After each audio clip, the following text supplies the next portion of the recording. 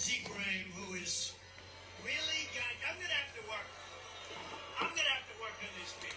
Texas Governor Republican Greg Abbott says his administration has sent more than 36 illegals by bus to Los Angeles, California. Phil Farrar with details. Okay. The LA Times reporting it came from Brownsville. On board 41 migrants. They were from Mexico, Cuba, and a host of Central and South American countries. Texas Governor Greg Abbott sent a tweet which read, "Texas is taking historic action in response to President Biden's border crisis." LA Mayor Karen Bass's office contacted nonprofit organizations and faith partners to welcome and then help those migrants get acclimated and processed. The State Department out with a scathing report on the U.S. pullout from Afghanistan. Chris Caraggio reports. A new State Department report blames both President Biden and former President Trump for the mission failure leading up to the chaotic U.S. withdrawal from Afghanistan. It found the decisions of both administrations posed significant challenges for the State Department as it attempted to maintain a diplomatic and assistance presence in Kabul. The report concluded some choices made by President Biden compounded the difficulties diplomats faced in Afghanistan, including the hasty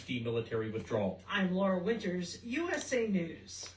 Hi, I'm Ronnie Deutsch, and if you or your business owe money to the IRS, I've got great news for you. Tax laws have changed. Billions of dollars are earmarked for IRS Fresh Start programs, and if you qualify, you can literally save tens of thousands of dollars. Listen, I know what you're going through. Call me if you want to speak with a tax attorney or tax professional for free. 800-284-9275. That's 800-284-9275. Yeah, wait a minute. 305. The opinions 305 expressed in this and then program are 27. those of the host and do not express the views of WVBF ownership or Hometown Talk Radio. Content aired on all programs are those of the host and their guests. Yeah. Hey, Joey, what's happening? I mean, what's happening in Middleboro and surrounding towns? It's time for the Middleboro Week in Review with your host, Joey Driscoll. Stay tuned for news, Middleboro news, here on AM 1530 WVBF. Hey, Joey, what's happening?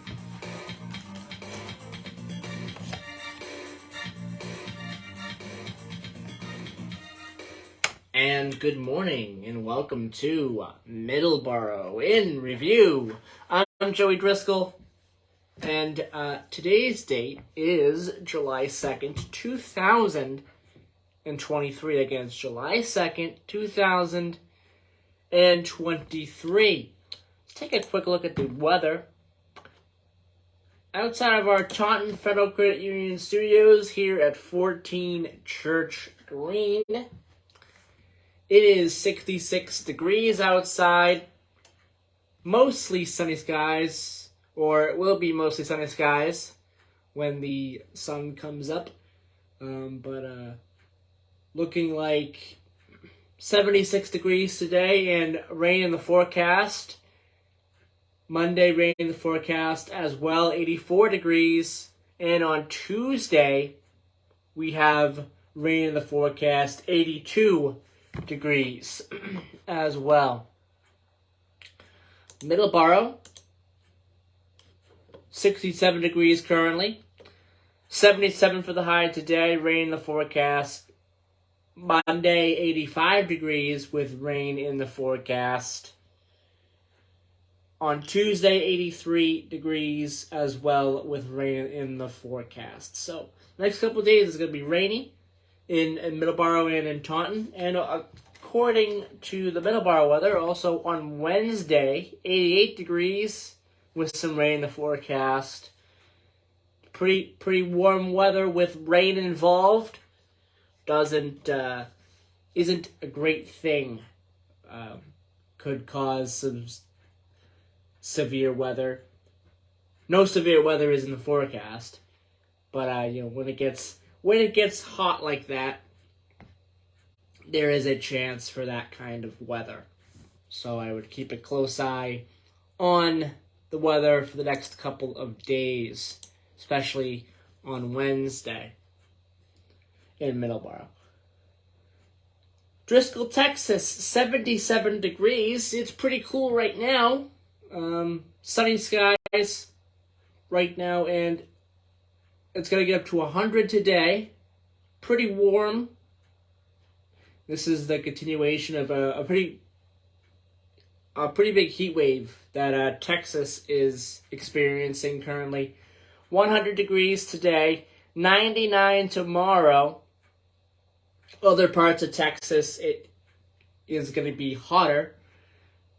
I've heard some pretty high temperatures for certain areas, Texas and Arizona. So, but looks like Driscoll, Texas, 100 degrees today with mostly sunny skies. 99 tomorrow, and mostly sunny skies. No rain until Wednesday for Driscoll, Texas. So pretty nice weather over the next couple of days. And in Driscoll, North Dakota, 67 degrees. A high of 93 today, so pretty hot in North Dakota today. Most of the skies today, so no rain in the forecast. Tomorrow, 78 degrees, rain in the forecast. And on Tuesday, 74 degrees with rain in the forecast. We want to mention that the Middleboro 4th of July Carnival is here. Started on June 30th. It's going to be continuing today through the 4th. Taking a break on Wednesday, July 5th. And then continuing from July the 6th to the 8th. This year's schedule, so for today, it's 2 p.m. to 10 p.m., 2 p.m. to 6 p.m., and 6 p.m. to 10 p.m. You have chances for wristbands. Monday, July 3rd, 6 p.m. to 10 p.m. Tuesday, July 4th, 2 p.m. to 10 p.m. 2 chances for wristbands, 2 p.m. to 6 and 6 p.m. to 10. Of course, they're closed again on Wednesday, July 5th. And also on Tuesday, July 4th, there'll be some other events happening at the park as well, I believe prior to the carnival opening up. There are some events at the park that are happening at Pierce Playground that are happening on July 4th as well. Try to get those events for you and talk about those today. Thursday, July 6th, 6 p.m. to 10 p.m. Friday, July the 7th, 6 p.m. to 10 p.m., 11 p.m. if fireworks. If no fireworks, wristbands from 6 p.m. to 10 p.m. And Saturday, July 8th is the last day of the carnival. 2 p.m. to 2 p.m. to 10 p.m. 2 chances for wristbands, 2 p.m. to 6 p.m. and 6 p.m. to 10 p.m. And so, again, it is still taking place, the carnival, for the next couple of days. So go down to Battisfield, which is at 26 Jackson Street in Middleboro, to check out the carnival. Again, it opens up today from 2 p.m. to 10 p.m. Wanted to mention as well, Thursday, heard that the 4-H fair has returned, and that will be this September. The 72nd annual East Middleboro 4-H fair returns Saturday, September 2nd, and Sunday, September the 3rd. Again, that is usually Labor Day weekend, so it's a great fair and a great thing to do over Labor Day weekend is go to the East Middleboro 4-H fair every year. I've gone several times. I've worked for Matt Cam. I've done a couple of 4-H fairs for Matt Camp. I think just one, but maybe two. But it's always a fun event to check out as well. They have a lot of great things that they do. Usually they have an auction, pie eating contests, and several other things as well. They have several tents of books and other great things to get.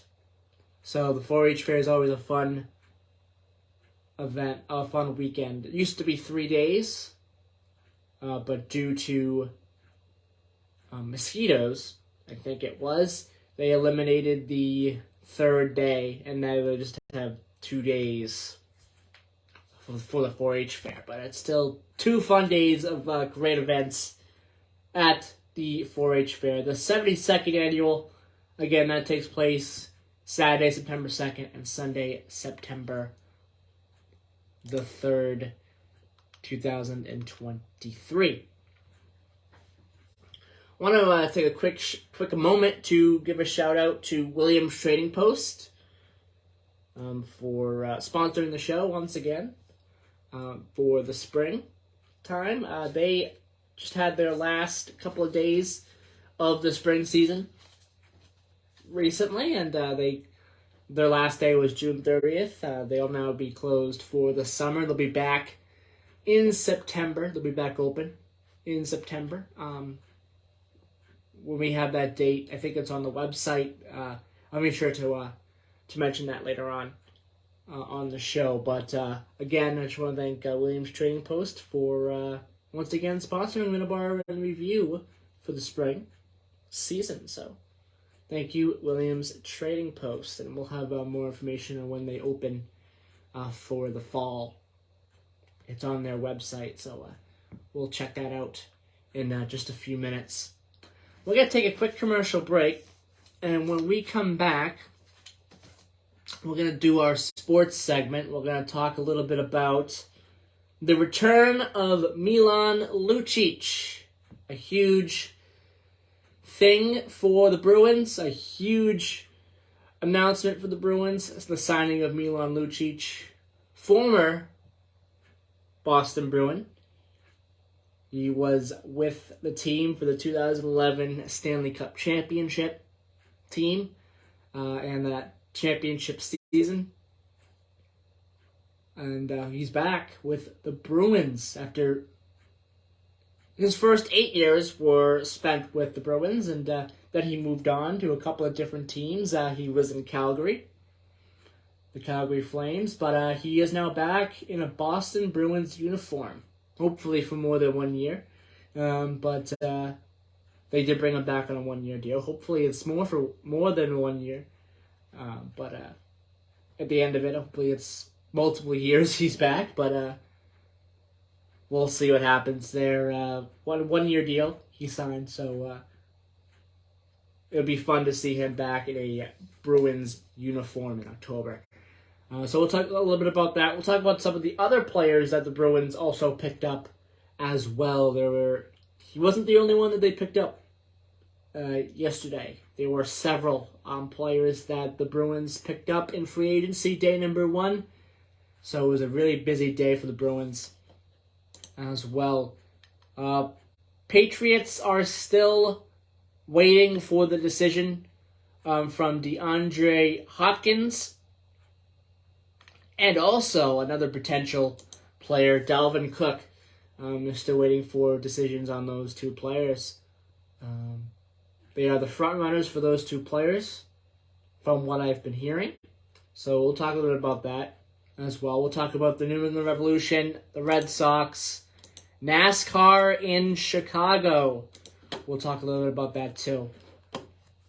It is 7:19. We'll be right back here on Middleboro in Review on 1530 AM, 99.7 FM. I'm Joey Driscoll, and you're listening to WVBF, and we'll be right back.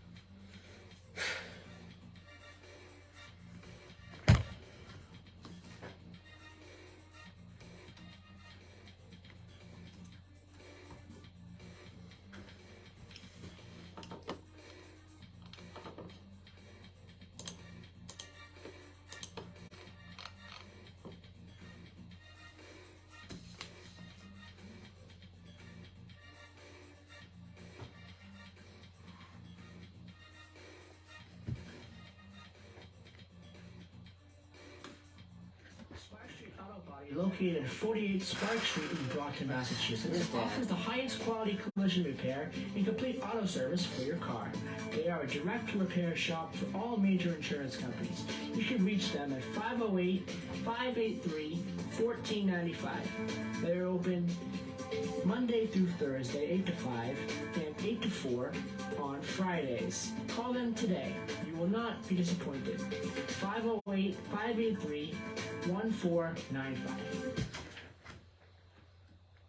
152 enter. Combat Veteran Motorcycle Association is an association of combat veterans from all branches of the United States Armed Forces who ride motorcycles as a hobby.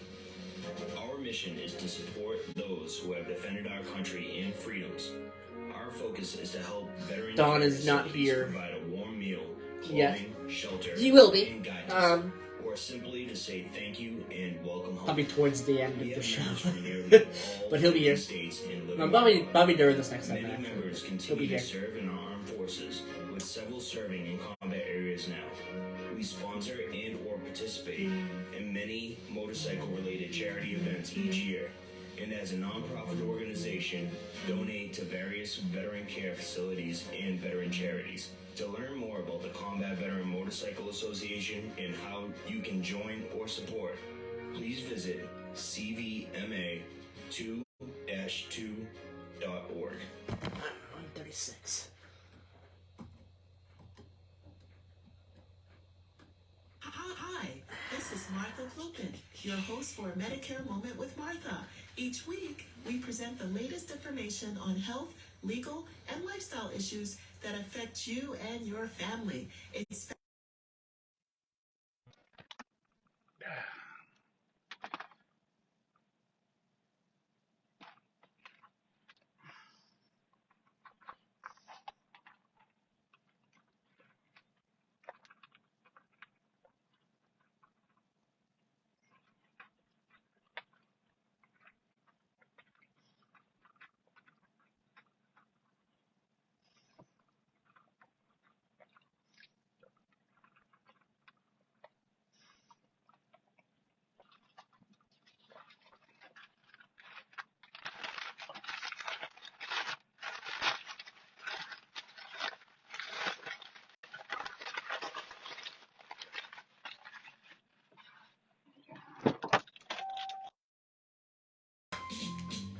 WVBF is your hometown radio station.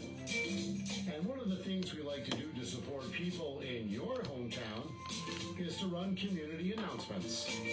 If you do belong to a nonprofit group or organization, or if you're an official with a city or town government, send your community announcements along to our email address. It's safe, it's fast, and allows us to get right back to you if we have a question. Send your community announcements to WVBF1530@hotmail.com. That's WVBF1530@hotmail.com. Don is here. So, Don will join us for this segment here in just a moment. Hometown radio station is AM 1530, WVBF, and 99.7 FM.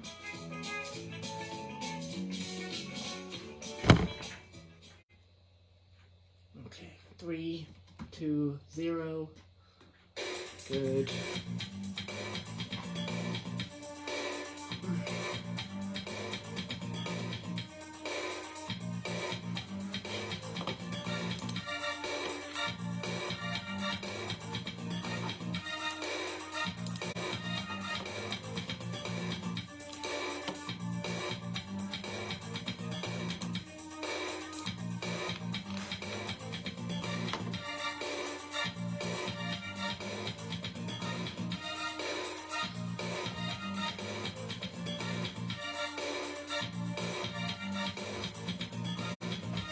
Good morning.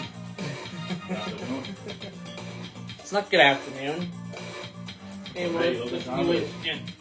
We were in Britain, maybe. No, I'm doing it now. And welcome back to Middleboro. In review, I am Joey Driscoll. And it is 7:25 a.m. So let's do our sports.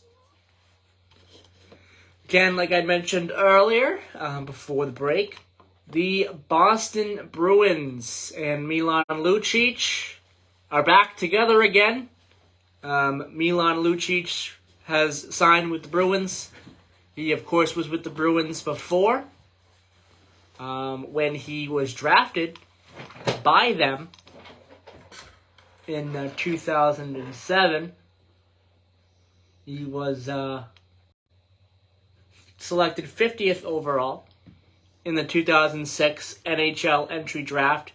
Made the Bruins roster as a 19-year-old in 2007 and 2008. 3 years later, he won the Stanley Cup. Again, that was the 2011 season for the Bruins. A great season for the Bruins. They defeated the Vancouver Canucks 4-0 in the final. And he spent the first 8 years of his career in Boston prior to being traded to the Kings, which was in 2015. After a single season in Los Angeles, he was traded. Actually, he signed as a free agent for the Oilers, and then he played 3 seasons, and then he was traded to the Calgary Flames, and playing a couple of seasons there as well. Again, a great player, and we're getting a great veteran player. Milan Lucich is, I think, a great pickup for us. Again, a great veteran player for the younger players on the team, and also he is recognizable to the fans, and he's playing for us before. So that is just one of 8 players that we picked up in day 1 of free agency, and I can see if I can get everything here when it comes to the players. There were some other players as well that we signed. A couple of 1-year deals as well. Like James Van Riemsdyk was one of them. Very good player. Another veteran for the team.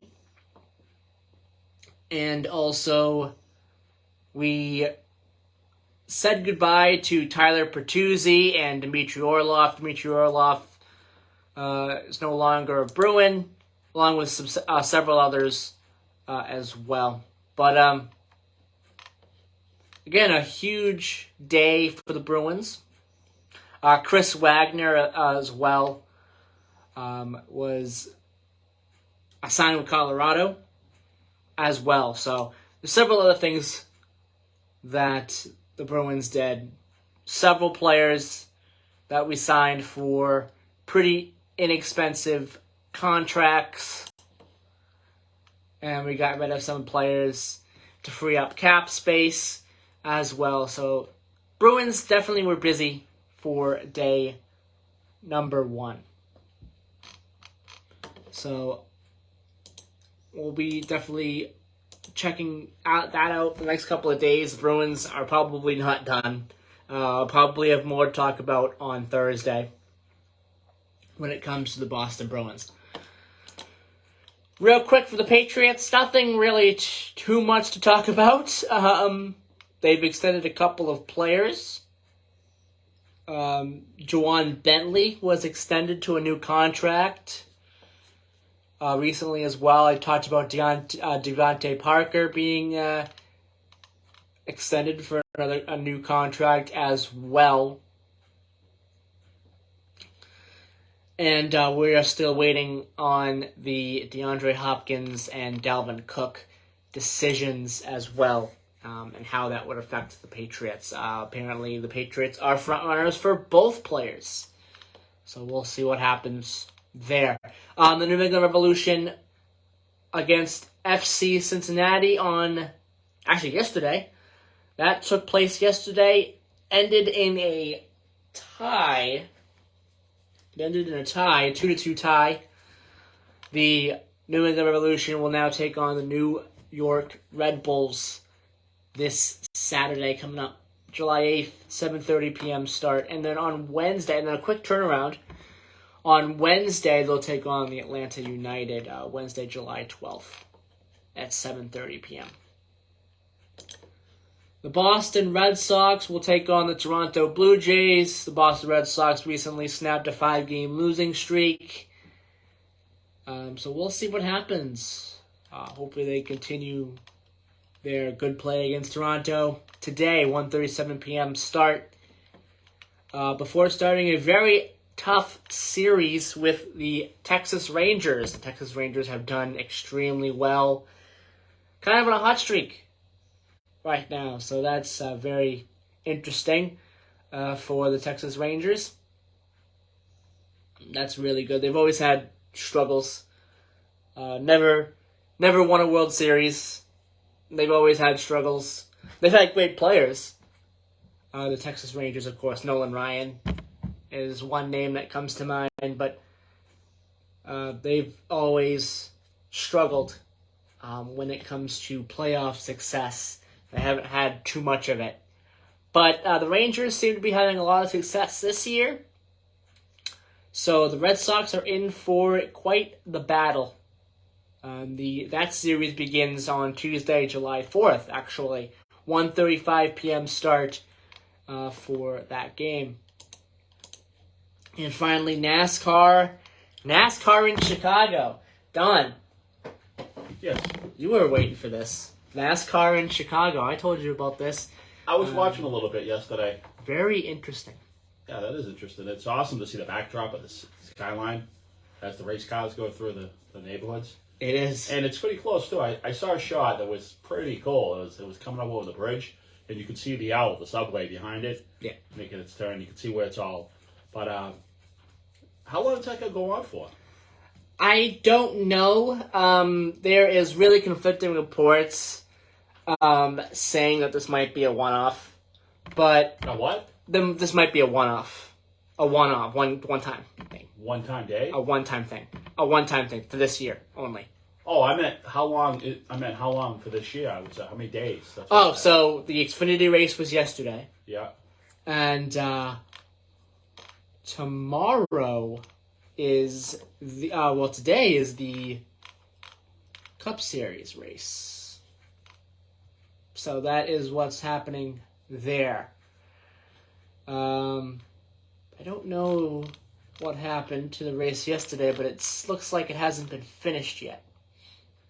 So, I'm not sure. Why? Weather? I think rain, yes. Okay. I think the rain. So, street course, Chicago street course. So, 11 a.m. is when the Xfinity Series race continues. That is 30 more laps, lap 26 right now to lap 55. And then 5 p.m., or 6 p.m. actually, is the start of the Cup Series race, which will be, and that will take place this evening, 5:30, 6 o'clock. Denny Hamlin is on the pole for that race. Xfinity Series race, currently the leader is Cole Custer, but of course there's 30 laps to go. When that comes back, when that returns, the race, a lot can change because the track might be extremely different because of the rain that they got yesterday. But pretty exciting. I was watching a little bit. They were bouncing off the walls like no tomorrow. They really were. Pretty exciting stuff. Oh, yeah. Of course, tight track. Of course, F1, Formula One. They're not strangers to that kind of course. They do it week in and week out. But NASCAR, it's kind of a different thing for NASCAR. That hasn't really happened at all. It's funny, in the last few years, NASCAR has been doing a lot of different stuff between the city courses, dirt tracks. Yeah. short tracks, long tracks. I mean, it seems like they're running the gamut on a lot of different scenarios, which makes it fun. They do road courses, Sonoma, Pocono, Watkins Glen. Watkins Glen is one of my favorite tracks. Of course, Pocono is another one. What's the longest track? I believe it's Talladega. For the traditional tracks. Okay. Talladega for the traditional tracks, and then is Pocono's a Pocono? Pocono might be the longest road course. I'm not 100% sure. I'd have to look it up. What do you mean by road course? Do you mean like streets? So like the same as Chicago, or? So the road course, I can get a definition for that. Road course, NASCAR. I can get a definition for that, and we'll talk about that in a few minutes. But I'll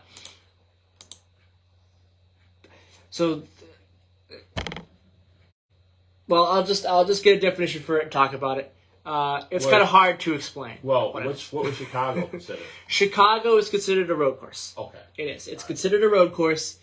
Where there isn't a track, it's just out along the road. Yeah. Whereas it's not a traditional track. It's like it's like Monaco. Interesting. Nothing's more exciting than Monaco. Monaco is very, very exciting. Yes. You know, so I mean I think that brings people.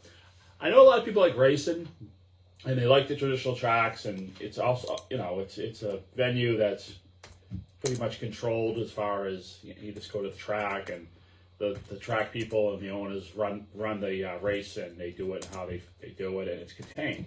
But as far as a road course, I mean, you need permission from everybody. You need fire, you need police, you need security, you need permission from the mayor or whoever, or the city councilman, or or the select boards, or whatever that local government is. It's a process, but.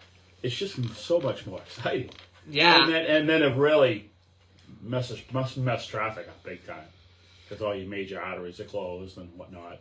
I mean, this is the same thing that other cities deal with too when it comes to the traffic. Monaco. Some of these tracks are in the cities. Yesterday, downtown Chicago. I was looking at the L. I was looking at the Chicago L, the subway. I mean, you get a good list of F1 races, and some of these are in the cities. Monaco Grand Prix, Belgian Grand Prix, Australian Grand Prix. They have the Austrian Grand Prix, which is today, actually. Bahrain, Singapore, Spain. The British Grand Prix. So they have a lot of different races as well. And a lot of these races are in the cities. Or in a city. And, I mean, definitely something to talk about is what the traffic is and what the traffic impacts are. But it's a good thing. But what's it bring to the city? I think it brings a lot of good things. Chicago... how much money is it bringing to Chicago as far as businesses and hotels and restaurants and whatnot? People are excited about that. And someone like myself, believe it or not, I've never been to a NASCAR race. And I haven't either. I need to take you. You've been telling me I'm a rotten father. I haven't taken you yet. So I got to take you. But I'd be more interested in going to a road race. I would too. Than a track race. Like I said, Watkins Glen and Pocono. If it wasn't the cars, me and you and I would have been going to Chicago. So we would have been part of that process. We've been part of that equation of going there, getting a hotel room, dinner, and that's what makes these cities thrive as far as tourist money and tax dollars and whatnot. And that's why they do it. And if they do a good job, then and there's no problems, you don't get hassled. Crime or whatnot, and they do a good job, then they show the rest of the world that, hey, we can handle this. Just like the 2002 Olympics in Salt Lake City. I agree. They were done. It was former Governor Mitt Romney had a lot to do with that. He did a great job on that. Yeah. And there was no problems, and because there's been problems with Olympics in this country, but that was good. But you have a city like Chicago show, hey, look, they've been getting a lot of bad press too. obviously. We're They not have. going to get into that. We're not going to get into that. No, we're but not they getting into have. that. But maybe showing the rest of the world, hey, we can pull this off. Yes. We can pull this off. And, Especially the outgoing mayor. We're not going to get into her issues, but her issues that she's had in the press. But I really commend her for for getting this done. Yeah, she got it done. She got it done. So I mean, that's a boost in the arm for the economy of Chicago. So yes. I mean, I would love to see that in New England. I would too. I would too. The Boston Grand Prix or something like that. I'm not sure if they could pull it off in a city like Boston. I'd like to see it in a city like Worcester. Worcester already has a pretty good sports city, I think, in my opinion. The Worcester Red Sox are extremely popular, wildly popular, and something like a NASCAR race or even an F1 race. Well, F1 probably wouldn't happen because they already have a United States race. So, but something like a NASCAR race or an IndyCar race in Worcester, or like a road course, would be cool. Or, it would be a good idea, too. Maybe have them in, like, a secondary city in Massachusetts. Maybe, like, in Fall River or Providence. Well, Providence? That's Rhode Island. But, Providence is Rhode Island, yeah. What about Taunton? It'd bring the whole world to Taunton. Where would it work? Where would it work? It would probably work better in Taunton than it probably would in Boston. Where would it work? I'm not sure. Oh, I don't know. I don't know all of the areas of Taunton, so I'm not sure. I'm not sure. I'm not sure where it would work. I don't think downtown Taunton would work at all, but maybe somewhere in the outskirts, somewhere. Yeah. If you could. I bet there's people have clear land somewhere. I bet there's people who work for NASCAR who have routes set up for every city in the country. Yeah. In their minds, or they have something down on paper. And if they ever, it's really up to the local government. It's really up to the state government to implement this. I mean, we're just kind of kidding about time. I'm not sure if you could do NASCAR through the green. Well, give us a call. Anyone listening in Taunton. Give us a call and let us know where a potential road course race for NASCAR would work in the city. And the whole idea of that is how many people would be flocking to Taunton? Yeah, a lot. Is there enough hotel rooms? Is there enough restaurants? Is there, Yes, people that's also an issue. Right. But a lot of people would be flocking to Taunton, right. yes. Right, yes. Exactly. I mean, anywhere NASCAR touches, it's gold. It is. In my opinion. It is, absolutely. Yes, I agree, 100%. If they have a track. But I think Worcester would be more accommodating. You were right about Worcester. Worcester is definitely more accommodating. Because it's central, because Worcester has an airport. Yes. Okay, has a train station. Has interstate highway to take you there. Mm-hmm. More hotel rooms. So they try to set it up where it's not really... You don't want to get it around college time, around September, when all the kids are going back to school, because there's some schools in the area, usually. But there might be enough hotels between the hotels in the city, the hotels along the turnpike.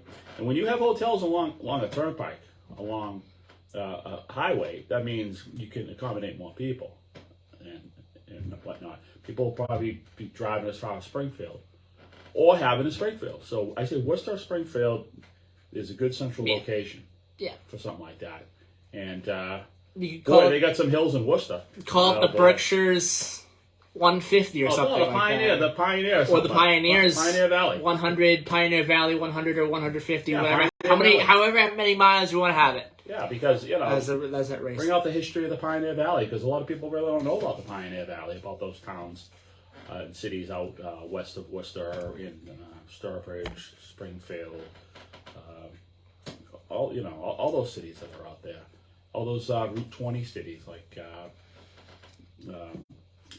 Chester and what's the other one before that? Huntington. Yeah. All around Route 20. There's all these towns that no one's really knows about, because everyone goes to Maine, New Hampshire, or the Cape. No one goes to Western Massachusetts. Not saying no one does, but a vast majority of people who vacation in this area, the east coast of Massachusetts, go to New Hampshire, Maine, or the Cape. To finish off this discussion, this topic, road course.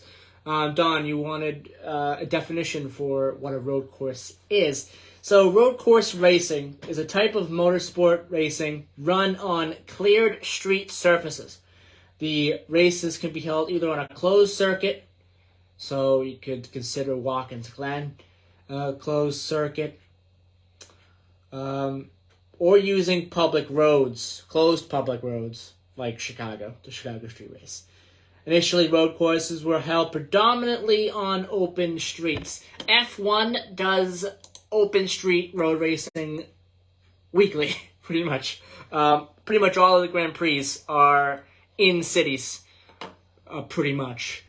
And that's a unique thing as well. IndyCar, I think, might have dabbled in it as well, in that kind of racing too. I'm not 100% sure. But what's Monaco? Monaco, I believe, is a road course. Yeah, but what is that Indy or is it? No, Monaco is F1. F1, yeah. okay. Monaco is F1. Yep. And what Monaco is held, and let me see here, 1 second. Monaco is held in, where is it? Circuit de Monaco. That is held in Monaco, which is just a sovereign city-state and microstate on the French Riviera. Yep. So that's where that's held, and it's actually in the city. Yeah, I remember seeing pictures. I mean, it's right in the city. I think they almost shut the whole city down for that event. Yeah. There's nothing going on. Just make other plans because we got the race coming to town. Exactly. It's 161 miles race length. It's a 2-mile course. Pretty interesting course as well. The most recent winner of the race was Max Verstappen. So, very interesting stuff. The Monaco Grand Prix is always pretty interesting. I mentioned earlier, I'm sure you were listening, Don, that I was thanking Williams Trading Post for sponsoring the show once again for the spring season. I want to mention they are closed as of the last day was June 30th. They are closed now. The fall season begins on September 1st, 2023. They'll be open Monday through Wednesday, 10 a.m. to 5 p.m., and Thursday through Sunday, 9 a.m. to 5 p.m. So mark your calendar, September 1st. They'll have pumpkins, corn stalks, perennials, fall annuals, and a lot of other great things as well when they open back up in September. So I just want to thank Williams Trading Post once again for sponsoring. They're in their 73rd year. Yeah. And they've sponsored our show since day one. Since day one. And so they'll have September, October for their fall season, pretty much for their fall pumpkins and those fall flowers and antiques and whatnot. And then in November they'll close again, and right after Thanksgiving, somewhere either before or after Thanksgiving, they open up for another month or so for their Christmas trees. Yes. And I know their Christmas tree sales are a big tradition to a lot of people in Middleboro. And again, every time we talk about Christmas trees and Williams Trading Post, we always talk about one of our first guests we had was the Miller Street Barn Band back in 2019. Yes. I think you were 3 weeks into your show. And we were talking about that. We were doing a live commercial, and all three of the people there, all three of the members of the Miller Street Drive Band, all got their trees at Williams Trading Post. And I said, and we're all talking about that, like off the air, about how it was such a special thing, and that's important. A tradition is always important, and you always need to support the places that is in your heart as far as traditional values. I agree. In your family. So if you always went to Williams Trading Post for your Christmas tree, well, you need to continue to go to Williams Trading Post.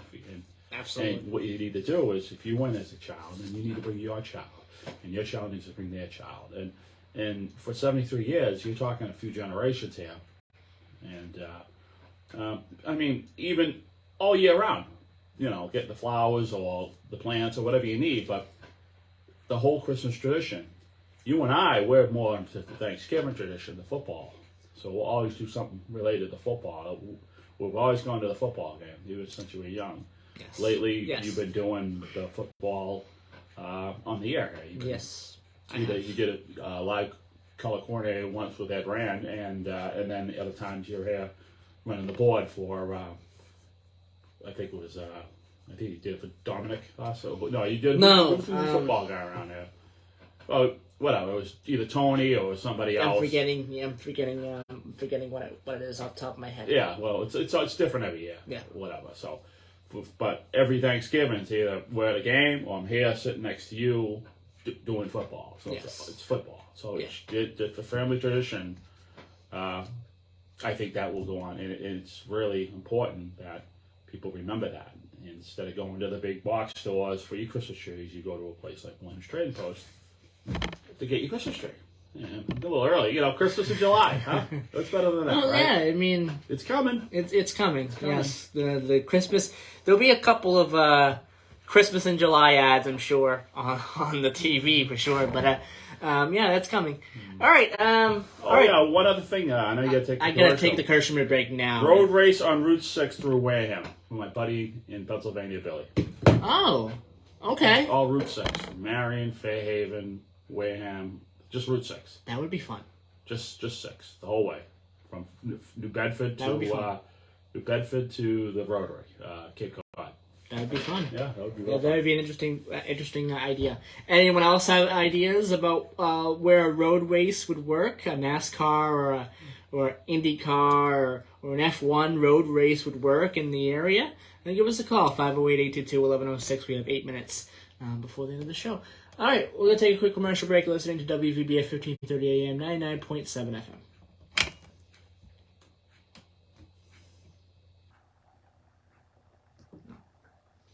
Hold on. I'll break if I had those up. I turn those down. Turn those down because, yeah. You just turn those down.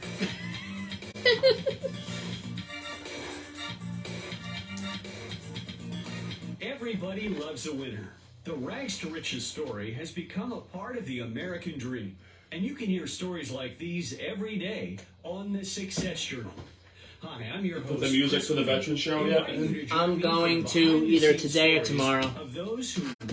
I have time tomorrow. I'll probably do it tomorrow. Tomorrow? What? Listen every week In the morning. For the Success Before I go on the air. The Success Journal. It comes Well, your yeah, way at hour and a half 7:58 doing nothing while you Monday through shoot today. Friday as part of WVBF's What do you do for the hour and a half? News. I gotta print out logs. Yeah, don't forget the logs. Yeah, I gotta print out logs and stuff. I gotta send Mark my hours. I don't know if I have time to do it today. It was something that take me like 10 seconds to do, well, 10 minutes to do. I'll get in here at 5:30 and just do it. Oh, yeah. I gotta do oil tomorrow. Main Street, Plimpton, 1 mile from Tractor Supply in Carver.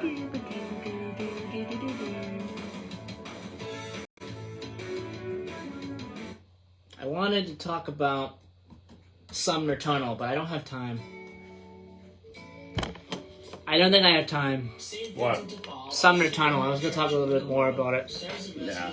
But I don't have time. We'll do it next week. I think this is like more of a fun show. Let's just gotta drag everyone down, you know what I mean? Yeah. We'll find out on the 5th. We'll find out on Wednesday when it's closed. Well, some of my today in histories aren't fun. So, on the 5th, like in July 5th. I don't know close what on the time. 5th or at the end of the day? I don't know. I don't. And include many of the following programs. Well, some of my today in histories aren't fun. You know? No. Get out there. James A. Garfield was assassinated. Oh, really? Yeah. Well, shot. Didn't die on this day, but he was shot. Oh, here we go. Okay. Okay, cool. Alright. That's the only bad one, though. That's some good birthdays. Some actual interesting some actually really interesting birthdays, actually. Hello. Okay, let's see here. 3, 2, 1, and 0. And we are back. As I turn the music down, there we go. We are back here on Middleboro. In review, I'm Joey Driscoll, and today's date is July the 2nd, 2023. It's time for our Today in History's birthdays and passings. First day in history, July 2nd, 1881, Charles J. Guiteau shoots and fatally wounds U.S. President James A. Garfield, who will later pass away from complications from his wounds. On September 19th, 1890, the U.S. Congress passes the Sherman Antitrust Act. 1964, Civil Rights Movement. U.S. President Lyndon B. Johnson signs the Civil Rights Act of 1964, meant to prohibit segregation in public places. And in 1976, end of South Vietnam, Communist North Vietnam annexes the former South Vietnam to form the Unified Socialist Republic of Vietnam. Don. Yes. Thoughts on all of those today in histories? Go start with the first one. So, Garfield? Yeah, the first one was the shooting of James A. Garfield. Second assassination in American history, I believe. Yes. Yeah. Okay, yeah. Lincoln was the first, and Garfield was the second, and McKinley the third, and then JFK the fourth. Yeah. Yep, I and think then there was four. Yeah, I don't think we're missing any of them. No, and then the annexation of South Vietnam in 75. In 76. Oh, 76? Mm-hmm. Well, the fall of Saigon in 75, when when they evacuated the rest of the embassies and just flew out for the last time. You knew that was coming. That just made it official, right? Yeah. It just made it official. That was all everything. What was the third one there? The other two we had was the U.S. Congress passing the Sherman Antitrust Act, and then the Civil Rights Movement, the signing of the Civil Rights Act of 1964, which ended segregation. What's the Sherman Rights? I should know my history. The Sherman Antitrust Act. Yeah. I should know it too off the top of my head. What I'll say is I think it breaks up the baking businesses. Oh, okay. What year was that? 1890. That sounds right. 1890. Sounds like, because back in 1890 this big business was out of control as far as. And then the fourth one was the Civil Rights Act of 1964 being passed being signed. Yeah, that was one of the most significant act of legislation ever. Yeah, because I mean it was very important that legislation went through, and it started everything as being truly fair in this country, as far as every citizen at that point was free at that point in time. Yeah, so that was huge. That was one of the most significant. All right. Signatures you could ever get from a president. Absolutely. Our birthdays: 1908, Thurgood Marshall, American lawyer and civil rights activist, the 32nd Solicitor General of the United States. 1932, Dave Thomas, American businessman, the founder of Wendy's. 1937, Richard Petty, American race car driver and sportscaster. 1939, John H. Sununu, the father of Chris Sununu, and the 14th White House Chief of Staff. And he was governor, too. And governor of New Hampshire. Yeah. 1947, Larry David, American actor, comedian, producer, and screenwriter, the creator of Seinfeld. His own show on HBO is awesome. It's really funny, yes. Curb Your Enthusiasm. I like that better than Seinfeld. I really do. He just gets himself in all these... He based his life... His character is based from George Costanza. Yeah. He's like George Costanza. He was George Costanza in real life, and that's character of George Costanza was Larry David. 1957, Bret Hart, Canadian wrestler In 1979, Joe Thornton, Canadian ice hockey player, former Bruin, just a great player all around. Passings, 1961, Ernest Hemingway, American novelist, short story writer, and journalist. Also, he won a Nobel Peace Prize. And in 2014, Louis Zamperini, American runner in World War II, U.S. Army Air Force captain. There was a book written about him as well. Fantastic book. Unbroken. Absolutely fantastic book. Definitely recommended for sure. All right, that'll do it for today's Middleboro in Review. We'll be back next week for the July 9th edition of Middleboro in Review. So, bye-bye, everybody. Have a great rest of your weekend.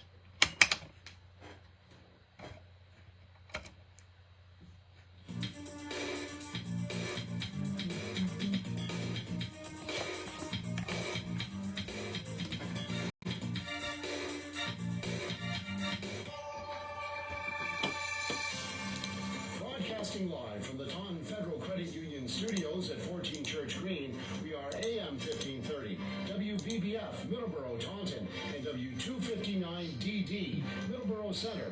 Happy 4th. 7 FM, your hometown radio station.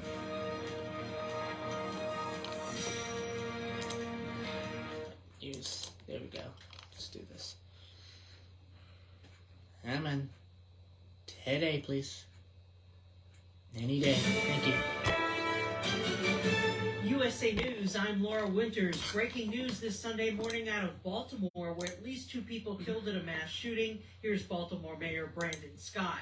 We will not stop until we find those cowards who decided to just shoot dozens of people, causing 2 people to lose their lives. And we're going to be here until we find them. And more now on this breaking story from correspondent Scott Carr. Dozens injured after what Maryland police are calling a mass shooting in South Baltimore early this Okay, everybody. Police Have a say it great happened after midnight near the city. rest of your weekend and a great July the 4th.